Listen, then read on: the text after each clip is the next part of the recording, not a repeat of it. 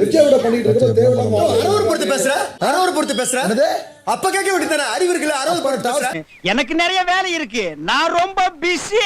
ஐயோ பசியோட இருக்கீங்களா? டாஸ்க் பண்ணனால விட்டுருங்க. அரவர் பொறுத்து பேசுற இன்னொரு தடவை பேசுறேன்னா உனக்கு மரியாதை கெட்டு போயிடும். புரியுதா? எல்லாம் ஒரு ஆள் கிடையாது. அவ்வளவுதான் மரியாதை. அறிவு கட்டவன் மட சாமரை ரொம்ப ஓவரா இருக்கே. அப்ப கேட்க வேண்டியதானே அப்ப விளையாட்டா பாரு விளையாட்டா பாரு உனக்கு சொல்லி குத்து பண்றியா விளையாட்டா பாரு முடியாது நீ கல்லாட்டாடுங்க நான் ஒத்துக்க மாட்டேன். நான் சாப்பிட்டேன். நான் திருப்பி பேச மாட்டேன். விளையாட்டா பாரு ஊரே சின்ன நாளைக்கு கீழே அதெல்லாம் நீ சொல்லப்படாது. ஏன் சொல்ற நீ? அதெல்லாம் நீ சொல்லப்படாது. ஏன் வார்த்தையில விடுறேன். அவனுக்கு அவ்வளவுதான் மரியாதை. அவ்வளவுதான் உனக்கு மரியாதை.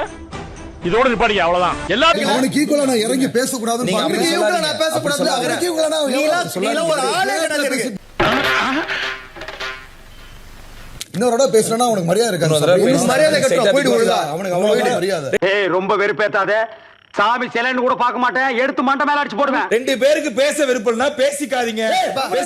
விட்டுருங்க. பேச மாட்டாங்க. விடுங்க. தம்பி விடுப்பா. இதெல்லாம் அப்படிலாம் விட்டுற முடியாது மேடம். அப்படிலாம் விட்டுற முடியாது. நீ தானே என்ன கேட்ட பேச மாட்டேன்னு கேளு. கேட்டீங்க அவர் கேட்டறாரு. ஏன் சார் வினோத் சார் என்ன பேச மாட்டீங்க? வாங்க சார் கொல்ல. என்ன வாங்கடா? என்ன அவன் பொண்டாட்டி உன்னை எப்படி அசிங்கப்படுத்திட்டு போகுது பார்த்துட்டு பேசாம இருக்க.